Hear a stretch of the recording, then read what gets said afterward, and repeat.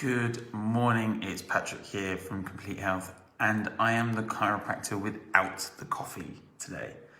So Catastrophe super struck this morning, and I don't know why I'm smiling, because I'm actually a bit hacked off. So I got up this morning, and just before I was about to leave for work, I went to go and make me and my partner a coffee to take to work with us, and I have a very expensive coffee machine. It is one of my favorite things in the world, and unfortunately this morning catastrophe strikes. My coffee machine blew up. Literally, as I was about to pour my coffee to take to work for me and my partner, my coffee machine blows up. I see a spark come out the top, and all of a sudden it starts to smoke. And again, like I say, I don't really know why I'm smiling about this, because I'm super annoyed about it. But I had two choices. Could I let this one thing ruin the rest of my day? Could I let this one thing, my coffee machine blowing up, could I let it ruin the rest of my day? And it's so common, I can't remember the exact number, but let's just say 24,000. If you had £24,000 sitting in your bank account and someone took £10, would you spend the other 24,000 trying to find that person that took the £10? And quite often something like this happens in life, where something goes seriously wrong, and it can be really, really annoying. And it is, trust me, it's really, really annoying, because like I say, it's a very expensive coffee machine and I'm a little bit upset. But will I let it ruin the rest of my day? And will I give up the rest of my time for the rest of the day to try and resolve the problem? There's nothing that can be done. There's nothing that can be done. And a lot of us, when we go through a stressful moment, rather than just letting it last the length of time that that stressful moment is happening, we let that problem manifest and continue to stress us out.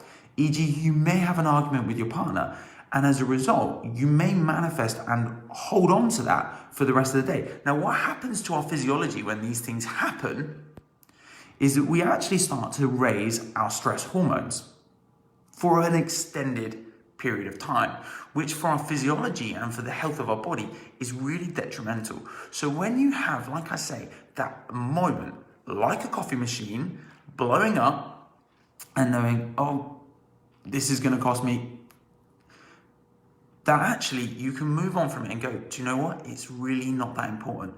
Because what I have to understand, and this was for me, this is the way that I approached it, and by the way, not many people will approach something like this, is that I personally have a coffee machine that I can get up and I can make coffee with, and I can make a coffee style shop coffee every single morning. And yet there are people over in Africa that don't even have sustainable drinking water.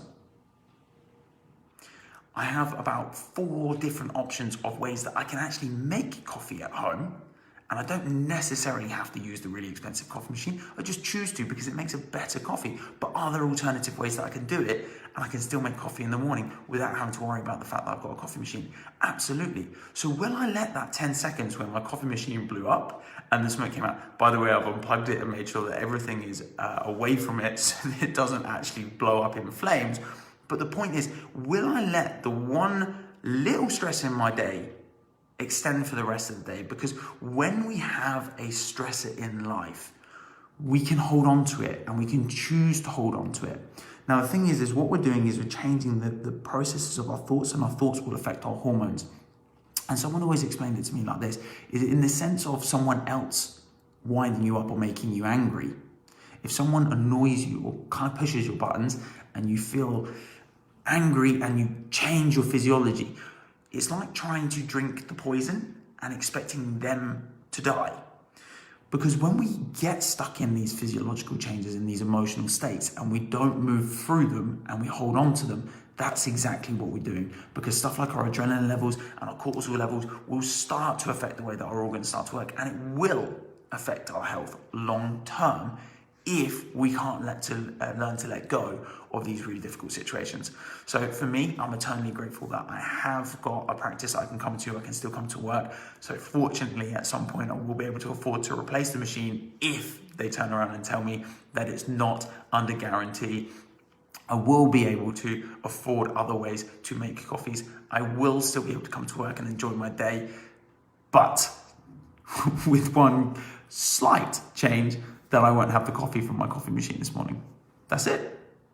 Simple.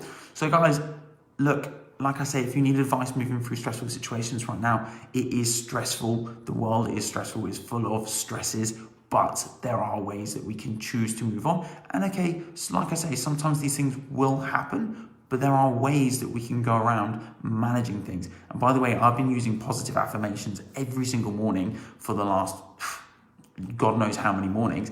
And as a result, when something like this happens, yes, I get annoyed, but normally only for a couple of minutes rather than hours, which for me makes me feel so much better. So guys, like I say, hopefully you found some value. If you know someone that could benefit from, some positive words, maybe they're going through a tough time, share this video with them. We love to be able to help people in and out of the clinic. Patrick here from Complete Health, and we'll speak to you again tomorrow.